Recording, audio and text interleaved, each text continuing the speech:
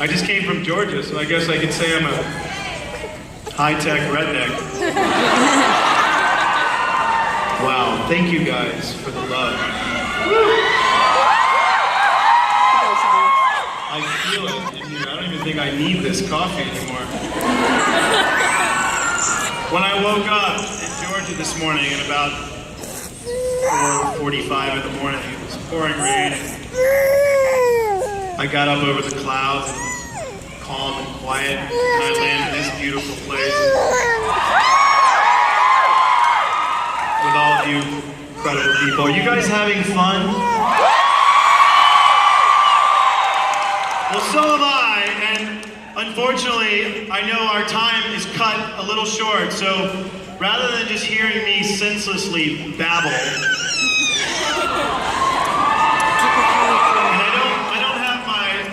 my cohort / co-star brother up here to babble even more, because he and I we get on these tangents and we will not shut up.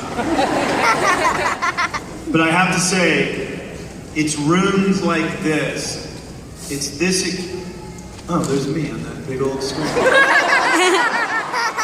It's rooms like this that remind me, how you guys doing over there?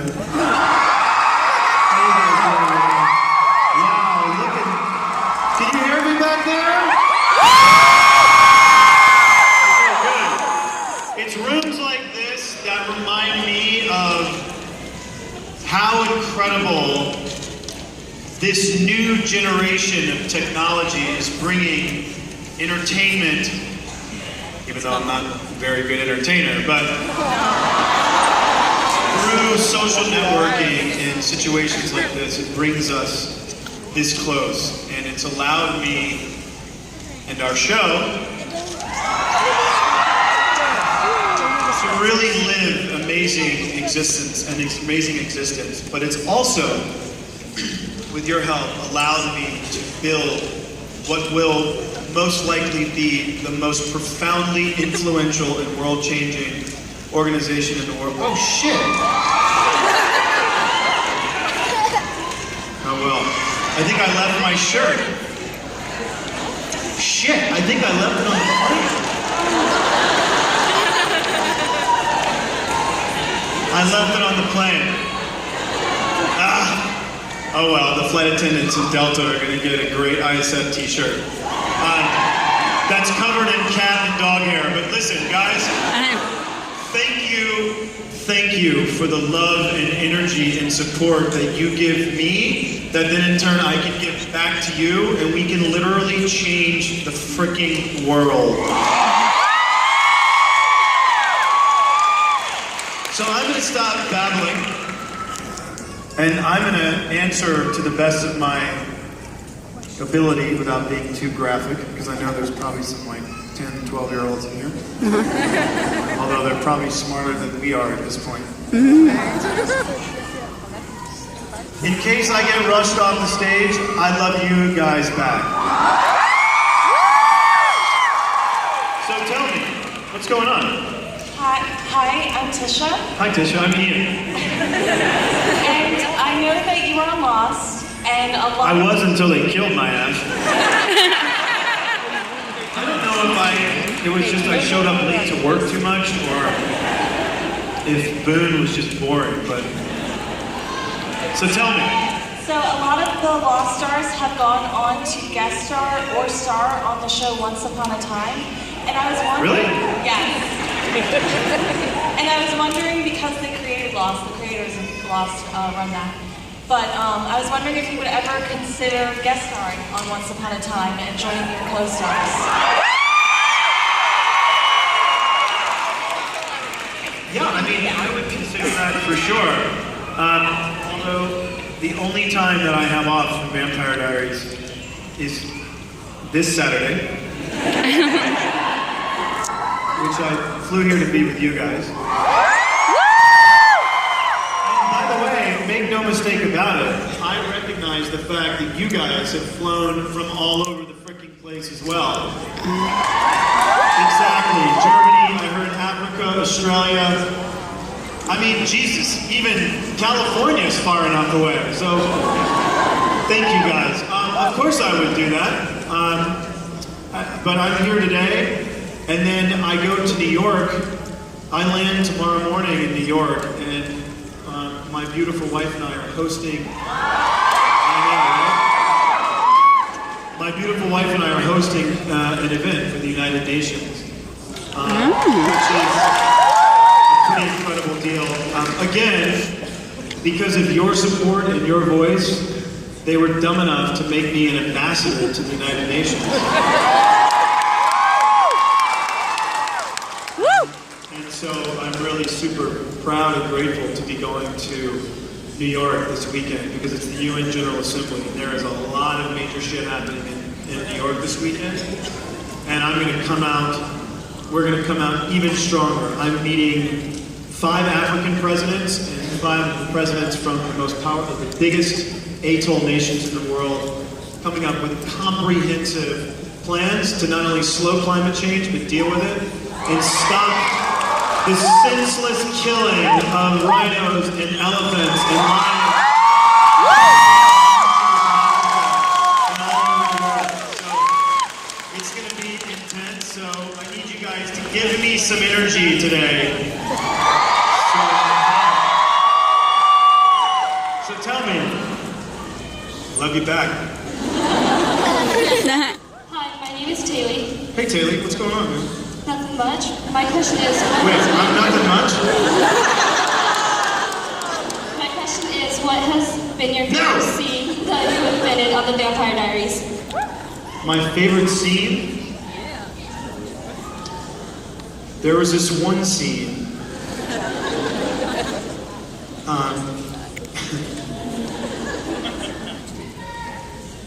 There was one...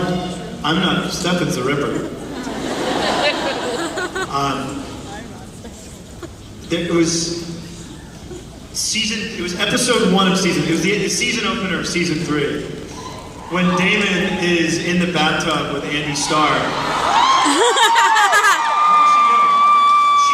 She's getting ready for work, and Damon's sitting in the bathtub alone, naked. He's drinking champagne at like 8 o'clock in the morning, of course. He's such a lush. Good thing, by the way, good thing I am like a great role model for kids, because he is not. And Damon says, you know, hey, give me some more champagne. She goes, go get it yourself. So Damon stands up. And he's wearing nothing except suds. And we did this funny thing, sort of like Austin Powers, where I'm walking through the room, and as he's nakedly walking through the room, they're shooting like, there's a globe, and then there's a candle, and there's like all these cool things. And then after that scene was, after they yelled cut, you know, movie sets, TV sets, they're like families. with these people for years, but you know, this is year 3, so I've been with these people for 2 years of my life. And it's all the grips and electrics and these like macho dudes, you know, who are my brothers, but I'm walking around completely covered in soap, and that's it. And I walk off the stage, and I walk up to my grip brothers like, hey boys, and I go to give them a hug, and literally they scramble. I cleared the set. Every guy ran off, and the only people sitting there were the women going, what do I do? This is but it was very disarming, and I'm really bonded to those people. Note how sort of accidentally sort of loving that is. Yeah, the best scene I did was with myself.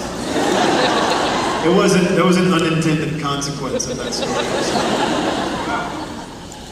Sorry. Thank you. Hey, by the way, man, it's cool. It takes balls to stand up in front of almost 5,000 people and ask a question. Especially to a babbling idiot. Hi. How you doing? I'm good. What are you dressed up as? An Attack on Titan's character.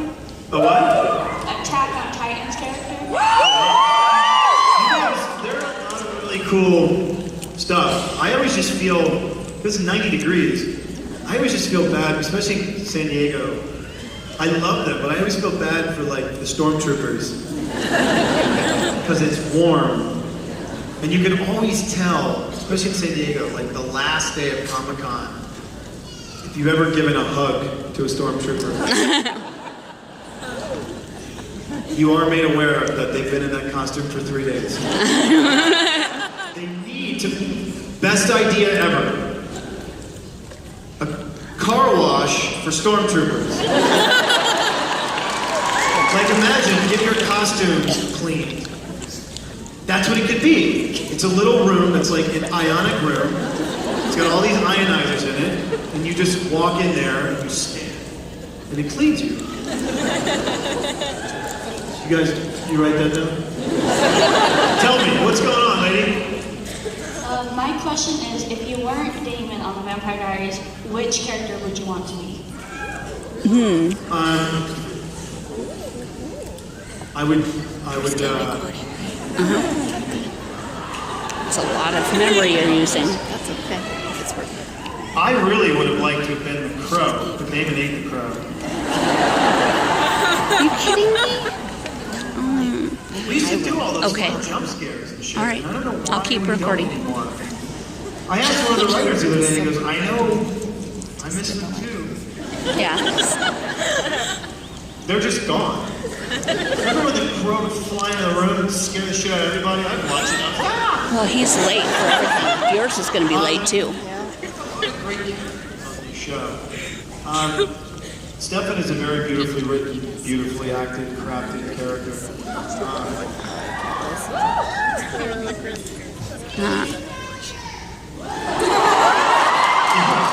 Ian for president?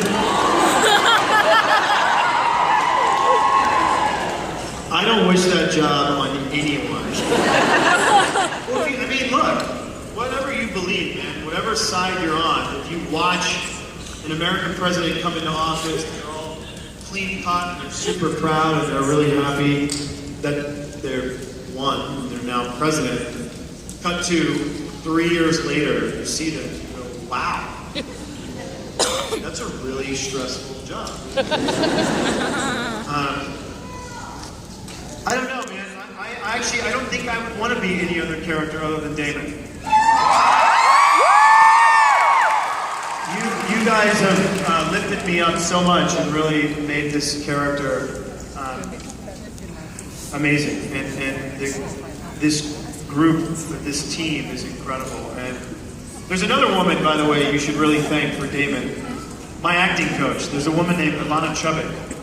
And she is, along with Kevin and Julie and the writers and the studio network allowing me to do this stuff, she's a really giant part of why Damon is Damon.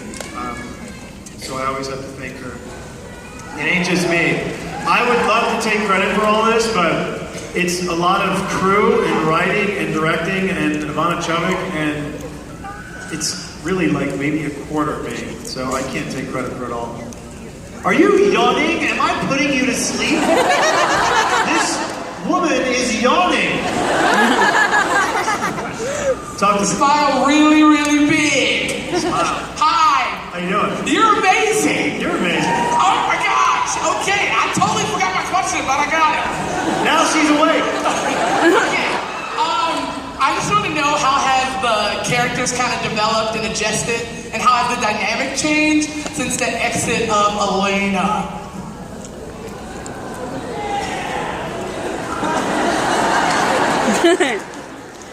Guys, everything changes. And the beauty of it is wherever you stand, first and foremost, Elena's not really gone. There's not an episode where you don't hear her name 25 times. Where you don't see the box that she's in. She's very much there in a presence. But this is Mystic Falls, Elena Gilbert. And it's, I gotta tell you, the stories are really awesome. And they are. And that character gave a lot and was really a center and a focal point of the story for quite a while. And this is the evolution of this story. This is about a town. This is about two brothers that have been through a lot.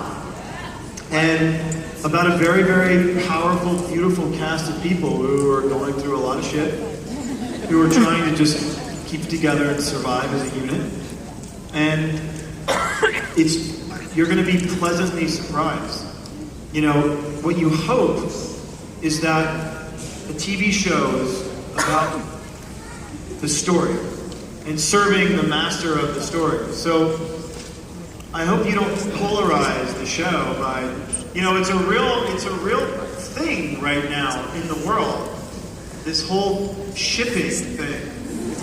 And yeah, but it's woo! But the reality of it is that it's also become extremely negative. And it's really unnecessary. They're characters in a TV show. It's about enjoying the experience and stuff. Great, it's cool to love characters, but when you start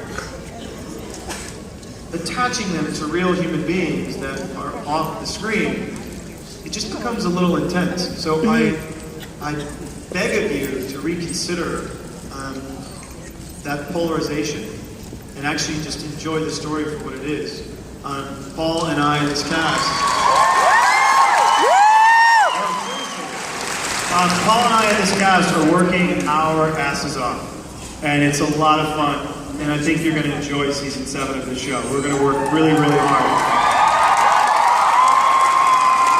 Tell me, lady, what's going on, girl? Well, now my question just fell off my mind. But so I'm a big advocate for environmental change, and I've been following ISF for a long time. So my question was, what advice could you give to those looking to make a difference in their community, or on a local scale or global scale? By the way, that's an incredible question. So me, I'll meet you on there. top of our daily lives and daily grind and all this stuff, this thing called climate change or disruption, it's dawned